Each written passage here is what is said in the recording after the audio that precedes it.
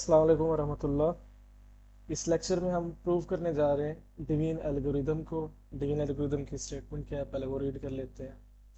For any two integers a and b, अगर आपके पास कोई दो इंटीजर हैं ए और बी, कोई से आपने दो इंटीजर उठा लिए या आपको गिवन थे, such that b is greater than zero. एक पे शर्त रखनी है कि वो क्या हो, पॉजिटिव हो, यानी ग्रेटर देन जीरो हो, जीरो से बड़ा हो। तो अगर ऐसी कोई सूरत है, there exist unique integers, unique integer मिलेंगे क्यू और आर, सच दैट ए को हम लिख सकते हैं बी क्यू प्लस आर की फॉर्म में, जिसमें जो आर होगा वो जीरो और उससे बड़ा होगा, ये ग्रेटर देन और इक्वल है, और बी से छोटा होगा। अब ये स्टेटमेंट क्या कहती है, देखिए ये चीज़ हम बचपन से करते आ रहे हैं कि जैसे मैं आपको कहता हूँ कि 42 को आपने डिवाइड करना है 5 पे। ओके, ये इस तरह इसी स्टेटमेंट को अगर मैं इसी चीज़ को जो मैं इधर डिवीजन करा रहा हूँ इसके साथ थोड़ा सा रिलेट करना है आप लोगों ने। देखें, मैं कहता हूँ ए मेरे पास जो था वो मैंने 42 ले लिया। जैसे मैंने कहा था ना इस स्टेटमेंट में कि हमने दो इंटीजर्स लेने ए और बी। चलें जी, ए मैंने ले लिया 42 और बी मैंने लेना था पॉजिटिव। ए पे कोई कैद नहीं थी, आप नेगेटिव भी ले सकते थे, बी आपने पॉजिटिव रखना है। बी मैंने यहाँ पे ले लिया जी 5। तो इन दो इंटीजर्स के लिए दो यूनिक इंटीजर्स एग्जिस्ट करेंगे Q और R, जिसमें हम लिख सकते हैं ए को बी क्यू प्लस आर की फॉर्म में। अब देखें, जैसे हम बचपन में सीखते आ रहे हैं कि 42 को अगर मैं 5 पे डिवाइड करता हूँ तो 5 8 40 होता है। ओके, पीछे दो बच जाता है रिमाइंडर, इसको हम कहते थे क्वोशंट है ये, ठीक है, और इसको हम कहते थे रिमाइंडर। बिल्कुल वही स्टेटमेंट है। देखें, अब हम इसी सारे फिनोमिने को ऐसे में लिख सकता हूँ कि जो 42 है, जो डिवाइडेंड है, डिवाइड होने वाला है, वो 5 इंटू, यानी 5 को मैं 8 से मल्टीप्लाई कराऊँ, 5 इंटू 8 40 हो गया, प्लस रिमाइंडर 2, इसके इक्वल है कि नहीं है? हाँ जी है। देखें, तो मैंने किसको लिखा है, ए को लिखा है बी क्यू प्लस आर की फॉर्म में। ये हमारे पास क्यू और आर दो यूनिक इंटीजर मिले हैं इस बी के लिए और इस ए के लिए।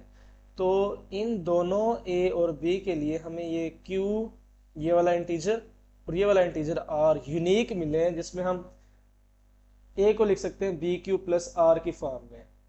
तो ये किसी भी इंटीजर के लिए बात ट्रू होती है। और ये याद रखना है, ये जो आपका आर होगा, जो रिमाइंडर होगा, ये क्यू और आर, ये वाला पोर्शन जो होगा, अब डिवाइड करते वक्त तो हो सकता है ये जीरो भी हो गया हो।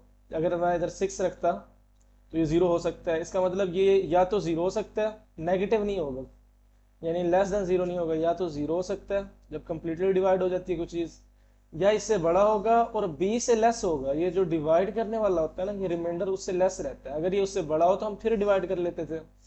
तो बिल्कुल वही स्टेटमेंट है, उसको जस्ट हमने वर्डिंग में यहाँ पे एक्सप्लेन किया हुआ है। अगर आपके पास कोई दो इंटीजर हैं ए और बी, सच दैट बी आपका ग्रेटर देन जीरो है, तो यूनिक इंटीजर क्यू और आर एग्जिस्ट करेंगे, सच दैट हम ए को लिख सकते हैं बी क्यू प्लस आर की फॉर्म में। जैसे मैंने इधर लिखा था 42 को हम लिख सकते हैं, बी मैंने लिया था 5 इंटू 8 प्लस 2 की फॉर्म में।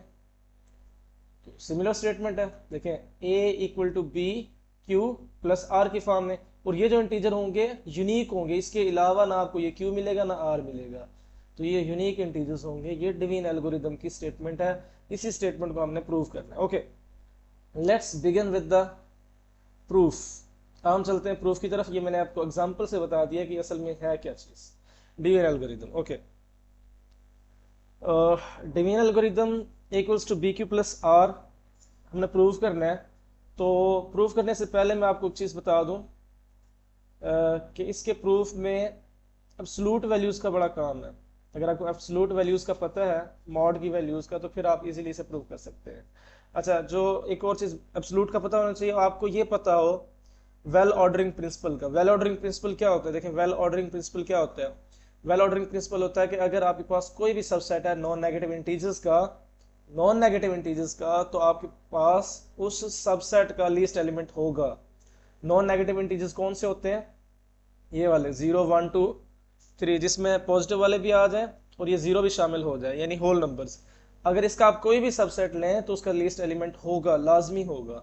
इसका आप कोई भी सबसेट उठा लें, जैसे मैं टू से लेकर अप टू सॉन सारे उठा लेते हो तो लीस्ट एलिमेंट ये देखें 2 पड़ा है। तो ये वेल ऑर्डरिंग प्रिंसिपल भी आपको पता होना चाहिए इसके प्रूफ में। तो प्रूफ हम स्टार्ट करते हैं। हमने ले लिए जी दो integers, let a b belongs to integer. हमने दो इंटीजर ले लिए ए और बी, और जैसा कि स्टेटमेंट में हमें गिवन था कि जो बी है वो ग्रेटर देन 0 है, ये आपने लिख लेना है, बी इज ग्रेटर देन 0। अब आपने क्या करना है, इन्हीं चीज़ों को आपने यूज़ करना है और एक सेट बनाना है। एक मैं सेट बना रहा हूँ एस, जिसको मैं नाम दे रहा हूँ, और वो इक्वल है ए माइनस बी एक्स के। इस सेट में किस तरह के एलिमेंट्स हैं, बी मेरा पॉजिटिव था, ये ध्यान में रखिएगा, ए पे कोई कैद नहीं थी, वो नेगेटिव भी हो सकता है पॉजिटिव भी हो सकता है। अब मैं एस में एलिमेंट्स कौन से चुन रहा हूँ, ए माइनस बी एक्स की फॉर्म के, such that x belongs to integers, x मेरा कोई इंटीजर होगा, and a minus B x का आंसर क्या है, ग्रेटर देन इक्वल टू 0 है। ठीक है, ए माइनस बी एक्स का आंसर क्या है, ग्रेटर देन इक्वल टू 0 है। अब देखें ए माइनस बी एक्स, देखें ए भी इंटीजर था, एक्स भी मैंने इंटीजर लिया है, तो बी एक्स अगर करूंगा तो वो भी इंटीजर आएगा, ए में से अगर इंटीजर माइनस करूंगा तो आंसर में क्या आएगा, इंटीजर आएगा। लेकिन शर्त ये है कि आपने एक्स की वो वैल्यूज रखनी है, एक्स की वो वैल्यूज प्लेस करनी है जिससे answer greater than equal to 0 है, यानी पॉजिटिव आंसर है। मतलब इस सारी चीज का आंसर क्या है, पॉजिटिव है। 3 आ सकते हैं, 7 आ सकता है, 11 आ सकता है, कुछ भी आए लेकिन पॉजिटिव आए।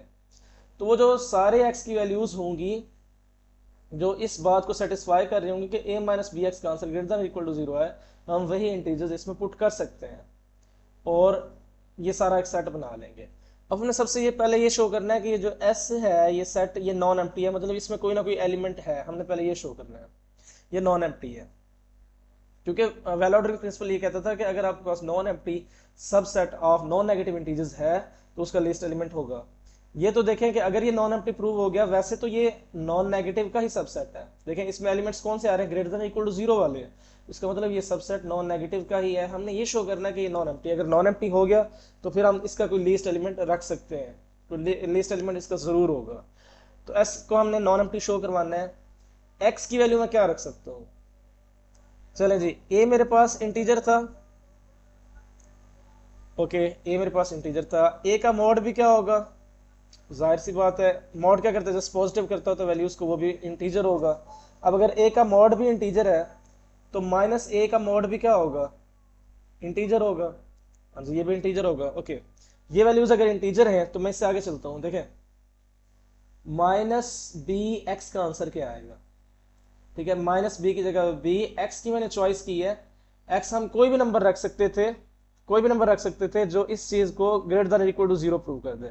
अब एक्स की मैंने अपनी तरफ से एक चॉइस रखी है, क्या रखी है, एक्स को मैं रिप्लेस कर रहा हूं माइनस ए मॉड से। क्यों कर सकता हूं, क्योंकि अभी मैंने आपको दिखा दिया कि माइनस ए मॉड भी एक इंटीजर है, तो मैं एक्स की जगह पे माइनस ए मॉड चूज कर सकता हूं। माइनस बी एक्स इक्वल हो जाएगा minus b into minus A mod.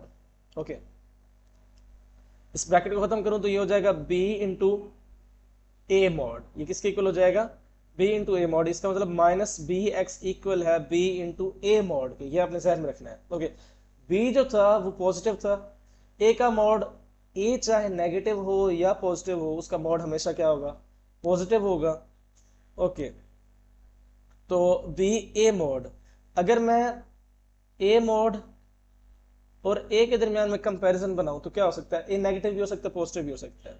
अगर ए नेगेटिव है तब भी उसका मॉड उससे क्या होगा, बड़ा होगा। अगर ए पॉजिटिव है तब भी उसका मॉड, क्योंकि जो ए मॉड वाली वैल्यू होगी वो तो हमेशा पॉजिटिव होगी, ये नेगेटिव या पॉजिटिव हो सकता है। अगर ए नेगेटिव है तब भी उसका मॉड उससे बड़ा है, क्योंकि जैसे अगर ए की जगह पे -7 है तब भी जो -7 का मॉड है यानी 7 वो -7 से बड़ा हो जाएगा।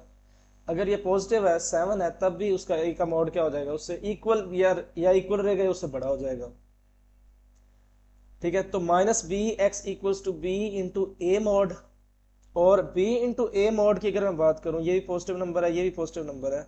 अभी मैंने कहा कि a मॉड जो है a से बड़ा है, तो b एक पॉजिटिव नंबर है, b a मॉड भी क्या हो जाएगा, a से बड़ा हो जाएगा, b a मॉड भी क्या हो जाएगा, a से बड़ा हो जाएगा। तो बी ए मॉड ओरिजिनली था क्या, देखें बी ए मॉड, बी भी पॉजिटिव था, ए मॉड भी पॉजिटिव था, तो बी ए मॉड भी क्या होगा, ग्रेटर देन इक्वल टू 0 होगा, 0 और उससे बड़ा होगा, 0 और उससे बड़ा भी होगा और ए से भी बड़ा होगा। तो इसका मतलब अगर मैं इन दो इनइक्वालिटीज को इकट्ठा करूँ, इनको स्किप कर दूं, क्योंकि ये सारी इक्वेशंस बन सकती हैं, इनइक्वालिटीज कंबाइन कर सकता हूँ, तो मैं जस्ट इन दो को अगर कंबाइन करूँ तो इसका मतलब minus B x is greater than equal to, sorry आप ए मॉड और इधर आप माइनस ए पुट कर लें, ए का मॉड माइनस ए से हमेशा बड़ा या उससे ज़्यादा रहेगा, यानी ये ए मॉड तो पॉजिटिव नंबर है ना, अगर ये पॉजिटिव होता है तब भी आंसर क्या आ जाएगा, रिजल्ट, अगर ए पॉजिटिव है तो रिजल्ट नेगेटिव रहेगा, तब भी ए का मॉड उससे बड़ा रहेगा दोनों केसेस में। तो इधर मैं माइनस ए पुट कर लेता हूँ। तो इसका मतलब अगर मैं इन दोनों इनइक्वालिटीज को कंबाइन करूँ, minus B x is greater than equal to minus A, तो कोई हर्ज नहीं है। तो अगर मैं ए को इधर ले आऊँ तो इसका मतलब ए minus B x is greater than equal to 0 हो जाएगा।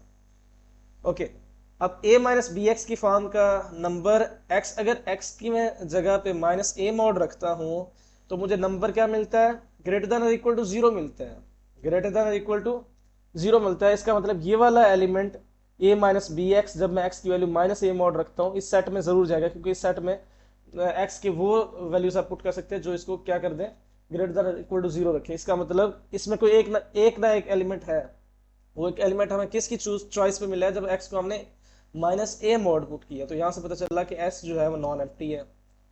अगर s नॉन एम्प्टी है तो इसका एक लीस्ट एलिमेंट होगा, वेल ऑर्डरिंग प्रिंसिपल यही कहता है। s जो है वो सबसेट है नॉन नेगेटिव इंटीजर्स का और है भी नॉन एम्प्टी, तो s का क्या होगा, अकॉर्डिंग टू वॉप वेल ऑर्डरिंग प्रिंसिपल इसका एक लीस्ट एलिमेंट होगा। उस लीस्ट एलिमेंट को हम नाम देते हैं r का, हम नाम क्या देते हैं, r का। ओके, अगर ये r इसी का एलिमेंट है तो हम उस लिस्ट एलिमेंट को नाम दे रहे हैं r का। तो अगर r इसी सेट का एलिमेंट है, r बिलोंग्स टू s, तो यहां से पता चलता है कि r है तो ग्रेटर देन इक्वल टू 0। ये बात तो हमें पता चल गई ना, क्योंकि इसमें वही एलिमेंट्स हैं जो ग्रेटर देन इक्वल टू 0 है। अब अगर r इसी का एलिमेंट है तो इसको किस फॉर्म का होना चाहिए, देखिए इसमें एलिमेंट्स पड़े हुए हैं a माइनस बी एक्स की फॉर्म के, जिसमें x क्या हो सकता है, कोई इंटीजर हो सकता है। इसका मतलब ये r को होना चाहिए a माइनस बी, और वो स्पेसिफिक x पे ये r आएगा, मैं उसे q कह देता हूँ। तो r को होना चाहिए a माइनस बी क्यू की फॉर्म का। और अगर इधर से मैं a क्यू यहाँ से अगर मैं a की वैल्यू इधर रहने दूं और b क्यू को उधर ले जाऊं तो a इक्वल हो जाएगा बी क्यू प्लस आर के, a किसके इक्वल हो जाएगा, बी क्यू प्लस आर के। और यही फॉर्म हमें बनानी थी, तो ये फॉर्म तो बन गई है। यहाँ तक तो बात कंप्लीट हो गई कि वो जो फॉर्म हमने बनानी थी कि a और b के लिए इंटीजर एग्जिस्ट करते हैं q और r सच दैट a equal to B Q plus r, form तो हमने बना ली। r हमने क्या लिया हुआ, लीस्ट एलिमेंट लिया हुआ है, ये जहन में रखिएगा। फॉर्म हमने बना लिया, अब आगे हमने क्या प्रूव करना है, फॉर्म बन गई। देखिए प्रूफ में क्या था, फॉर्म तो हमने बना ली, फिर हमने प्रूव करना था कि r greater than equal to 0 है और लेस देन b है। r है तो ग्रेटर देन इक्वल टू 0, क्योंकि r एलिमेंट था s का, ये बात तो मैंने अभी नीचे प्रूफ भी कर दी है। अब हमने ये प्रूव करना है कि r इज, हमारा क्लेम यह है कि r is less than b। हमने ये प्रूव करना है कि r जो है b से लेस है। हम कहते हैं नहीं जी, ये बात मतलब हमने ये प्रूव करना है, पहले ये ध्यान में रखिएगा, क्लेम हमारा ये है। तो हम कहते हैं नहीं, हम कॉन्ट्रेरी लेके चलते हैं, r जो क्या है greater than equal to b है। इसका मतलब अगर r greater than equal to b है तो r माइनस बी क्या हो जाएगा, ग्रेटर देन इक्वल टू 0 हो जाएगा। अब r माइनस बी का कोई आंसर जो आएगा मैं उसे r1 कह देता हूँ, ठीक है। अब r1 का आंसर भी ग्रेटर देन इक्वल टू 0 आ रहा है, इसका मतलब r1 भी क्या है, देखे ना, r1 का आंसर क्या आ रहा है, देखें r भी क्या था, एक नंबर पॉजिटिव नंबर था और b भी पॉजिटिव था। पॉजिटिव नंबर में से अगर मैं पॉजिटिव नंबर को माइनस करूं, देखें ये भी पॉजिटिव है, ये भी पॉजिटिव है, अगर पॉजिटिव में से पॉजिटिव को माइनस करूं और एक तीसरा नंबर r1 बन रहा हो, जैसे मैं कहता हूँ 8 बन रहा है 5 में से 3 निकालने के बाद, ठीक है, तो सेम ऐसे समझे कि यहाँ पे 5 है, इधर 3 है और इधर 8 है, किसी पॉजिटिव नंबर में से पॉजिटिव नंबर निकालने के बाद ये नंबर बन रहा है, तो इसका मतलब ये r1 जो है r से छोटा है। जैसे इधर 8 जो है 5 से छोटा था, इसका मतलब r1 जो है r से छोटा है, ये एक बात यहां से मैं समझ लग गई। ओके, अब r1 r से छोटा है और r1 की फॉर्म क्या है, r1 इक्वल है r माइनस बी के। r की जगह पे मैं अगर वैल्यू पुट करूं, r की वैल्यू हमने इधर पुट की थी a माइनस बी क्यू, यही वैल्यू पुट करूं तो r1 इक्वल हो जाएगा a minus B Q minus b के। ओके, फर्दर अगर मैं इसको देखूं तो r1 इक्वल हो जाएगा a माइनस बी, कॉमन लूं तो अंदर रह जाएगा q प्लस 1। अब देखें r1 r से छोटा है और फॉर्म किसका है, a minus b into q, एक इंटीजर था, q प्लस 1 भी एक इंटीजर होगा। देखें a माइनस बी एक्स की फॉर्म क्या है, इसका मतलब ए माइनस बी एक्स की फॉर्म के एलिमेंट्स किस सेट में से थे, देखें ऊपर देखें, ए माइनस बी एक्स की फॉर्म के इंटीजर्स कहाँ जा रहे थे, एस में जा रहे थे। देखें इसमें एस में कौन से एलिमेंट्स थे, ए माइनस बी एक्स की फॉर्म के, जिसमें एक्स एक इंटीजर होगा। तो इधर भी देखें हमें एक इंटीजर मिल गया, क्यू प्लस वन चाहे मिला है हमें, लेकिन तो ए माइनस बी एक्स वाली फॉर्म बन गई। इसका मतलब आर वन बिलोंग करता है एस को। और अभी हमने कहा है कि आर वन आर से क्या है, लेस है। यही तो कंट्राडिक्शन है। कंट्राडिक्शन किस बात की है, कंट्राडिक्शन इस बात की है क्योंकि हमने कहा था कि r जो है वो s का लीस्ट एलिमेंट है, इससे छोटा एलिमेंट हमें मिल ही नहीं सकता। तो हमने यहाँ पे एक और एलिमेंट ढूंढ लिया है जो r से छोटा है, r1। इसका मतलब हम जो अभी सपोज करके आए हैं चीज ये वाली कि r लेस देन b है, r greater than equal to b है, ये गलत है। तो यहाँ से प्रूव हो गया कि r जो है वो लेस देन b है, क्योंकि अगर हम ये लेके चलते हैं कि r greater than equal to b है तो हमें r1 मिलेगा जो कि s का एलिमेंट होगा और r1 r से छोटा होगा। हमने कहा था, हमारी सपोजिशन ये थी कि r तो लीस्ट एलिमेंट है, तो उससे छोटा हमें एलिमेंट मिल जाएगा, तो हमारी ये कॉन्ट्रडिक्शन आ जाएगी। इसका मतलब r greater than equal to b वाली बात सपोजिशन गलत है, और इसका मतलब अगर ये गलत है इसको कॉन्ट्रेरी जो है r is less than b वाली बात ट्रू है। तो हमारा प्रूफ कहां तक पहुंचा, हमारा प्रूफ यहां तक पहुंच गया, हमारा प्रूफ यहां तक पहुंचा है कि सॉरी कि जो r को हमने greater than equal to zero भी प्रूव कर लिया है, लेस देन b भी प्रूव कर लिया है। अब हमने ये प्रूव करना है कि ये जो q और r हैं ये यूनिक है, हमने यूनिकनेस प्रूव करनी है। जस्ट हम कहते हैं ये यूनिक नहीं है, हम ये सपोज कर लेते हैं कि यूनिक नहीं है। मतलब a को हम लिख लेते हैं एक फॉर्म इसकी, यानी कि ये है बी क्यू प्लस r वाली फॉर्म है। अब ये q और r यूनिक नहीं है, कोई और भी हो सकते हैं, मैं यानी कोई और इंटीजर लेता हूँ q1 और r1 ले लेता हूँ, ठीक है। और देखें एक इसके इक्वल था बी क्यू प्लस आर, इधर आर पे क्या कंडीशन होती है, greater than equal to zero रहेगा और लेस देन बी रहेगा। और इधर आर वन पे क्या कंडीशन होगी, greater than equal to zero रहेगा और लेस देन बी रहेगा। अब देखें आर माइनस आर वन का आंसर क्या रहेगा। अब देखें आर भी बी से छोटा है, आर वन भी बी से छोटा है, इनका डिफरेंस भी बी से क्या हो जाएगा, छोटा हो जाएगा। और इस डिफरेंस का मॉड भी ले लूं तब भी आंसर क्या रहेगा, बी से छोटा रहेगा। ओके, अब ये ध्यान में रखिएगा कि आर माइनस आर वन का मॉड जो है वो क्या है, आर माइनस आर वन का मॉड बी से लेस है, ये ध्यान में रखिएगा। अब मैंने दोनों फॉर्म्स ले लिए हैं कि जी यूनिक इंटीजर्स नहीं है क्यू और आर, और भी इंटीजर हो सकते हैं क्यू वन और आर वन। ओके, अगर लेफ्ट साइड इक्वल है तो राइट साइड इक्वल हो जाएंगे, इसका मतलब b Q plus r equal हो जाएगा b Q one plus r one के। ओके, अब आपने क्या करना है, इस क्यू वन को उधर ले जाए, मतलब इस सारी टर्म को उधर ले जाए, तो B Q minus B Q one equal हो जाएगा आर वन माइनस आर के। अच्छा, मैं आर माइनस आर वन का मॉड अगर लेस देन बी लिख रहा हूँ तो मैं ये भी लिख सकता हूँ आर वन माइनस आर का mod less than B. Mod के अंदर वैल्यूज आप चेंज कर सकते हैं। अब आपने क्या करना है, इधर से अगर मैं बी कॉमन लूँ अंदर क्या रह जाएगा, क्यू माइनस क्यू वन, और इधर रह जाएगा आर वन माइनस आर, दोनों तरफ मॉड ले लें, B into Q minus Q one पे भी मॉड, और इधर आर वन माइनस आर पे भी मॉड, दोनों तरफ मॉड ले सकते हैं। अगर हमने मॉड ले लिया, बी तो नंबर ही पॉजिटिव था, इसको मॉड से बाहर हटा सकता हूँ। अब मॉड रह किस पे जाएगा, क्यू माइनस क्यू वन पे, इस पे मॉड रह जाएगा, और इक्वल है आर वन माइनस आर पे मॉड। ओके, अब आर वन माइनस आर पे जो मॉड था वो बी से लेस था। अब ये इक्वेशन थी, इसका मतलब बी जो है वो बड़ा नंबर है आर वन माइनस आर के मॉड से। अगर मैं इक्वेशन में आर वन माइनस आर की जगह पे कोई बड़ा नंबर रखता हूं तो ये साइड क्या हो जाएगी, ये वाली साइड, ये वाली जो साइड है ये राइट हैंड साइड क्या हो जाएगी, अगर बड़ा नंबर रखता हूं तो ये साइड क्या हो जाएगी, बड़ी हो जाएगी। इसका मतलब वैसे R one minus R mod का आंसर क्या आएगा, greater than equal to zero आएगा। या आप इस तरह ध्यान में रखें कि B into Q one minus Q, देखिए बी पॉजिटिव था, क्यू माइनस क्यू वन का मॉड भी पॉजिटिव है, इसका मतलब इसका answer greater than equal to zero आएगा इस चीज का, और इस मॉड का भी answer greater than equal to zero आएगा, ये बात भी समझ आ गई। अब अगर मैं इस इक्वेशन में इसी जीरो को मैं आगे लेके चलता हूँ, b into Q minus Q one का मॉड, इस साइड में मैंने कहा अगर मैं आर वन माइनस आर से कोई बड़ा नंबर b पुट करता हूँ तो ये साइड क्या हो जाएगी, ये साइड क्या हो जाएगी, बड़ी हो जाएगी। इसका मतलब ये बड़ा हो जाएगा, ये मतलब b जो है बड़ा हो जाएगा इस चीज से। अब b पॉजिटिव नंबर था, अब b अगर पॉजिटिव नंबर है तो मैं थ्रू आउट द इक्वेशन से इनक्वालिटी डिवाइड करा सकता हूँ, जीरो पे भी डिवाइड होगा तो ये जीरो रहेगा, इधर डिवाइड होगा तो q माइनस क्यू वन का मॉड, इधर डिवाइड होगा तो less than equal to one.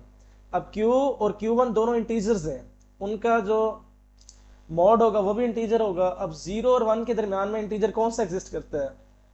जो 0 हो या इससे बड़ा हो, और 1 हो और इससे छोटा हो। तो वो कौन सा इंटीजर है जो सॉरी, इस साइड पे ना ये इनइक्वालिटी खत्म हो जाएगी, इक्वालिटी खत्म हो जाएगी। अब जो ऐसा इंटीजर बताएं, देखें क्यू भी इंटीजर है, Q1 भी इंटीजर है, उनका डिफरेंस भी इंटीजर और उनका मॉड भी इंटीजर। तो ऐसा इंटीजर बताएं जो 1 से छोटा और 0 और उससे बड़ा हो। वो जस्ट एक ही है 0, तो इसका मतलब Q माइनस Q1 का मॉड क्या हो जाएगा? 0 हो जाएगा। मॉड हटाएं तो Q माइनस Q1 हो जाएगा 0 के इक्वल। तो यहां से पता चल जाएगा कि Q इक्वल है Q1 के। Q इक्वल है Q1 की, इस चीज को ध्यान में रखिएगा। अगर Q इक्वल है Q1 के, तो इस इक्वेशन में वापस आए अगर आप, तो इस इक्वेशन में वापस आए, ये जो ऊपर हमने बनाई थी, अगर Q इक्वल है Q1 के, तो मैं इधर Q और Q1 को इक्वल पुट कर दूं, B इंटू Q की जगह पे Q1 पुट कर दूं, Q1 माइनस Q1, तो इधर हो जाएगा R1 माइनस R। तो ये जो है 0, 0 B से मल्टीप्लाई होगा 0 equal to R1 minus R, और यहाँ से ये प्रूव हो जाएगा कि R और R1 भी इक्वल है। अब R और R1 भी इक्वल है, Q और Q1 भी इक्वल है। ऊपर हमने कहा था कि ये डिफरेंट इंटीजर्स एग्जिस्ट करते हैं, Q1 और R1। एक बार Q और R एग्जिस्ट करते थे, फिर Q1 और R1 एग्जिस्ट करते थे। अब हमने प्रूव कर दिया कि Q और Q1 इक्वल है, मतलब आप डिफरेंट भी लेके चलेंगे तो ये इक्वल आ जाएंगे, और R और R1 भी इक्वल प्रूव हो गए। तो इसका मतलब इंटीजर्स जो हमारे थे वो डिफरेंट नहीं थे बल्कि यूनिक थे। तो for any two integers A and B with b greater than 0 there exist two unique integers Q and R such that A equals to BQ plus R with R greater than or equal to 0 less than B। ये है हमारा डिवीन algorithm. उम्मीद है आप लोगों को समझ आ गई होगी, थोड़ा सा लेंथी जरूर है, लेकिन आप एक दो बार प्रैक्टिस करेंगे तो समझ आ जाएगी। फिर भी किसी किस्म का कोई सवाल हो तो कमेंट सेक्शन में लाजमी पूछ लीजिएगा। अल्लाह हाफिज़।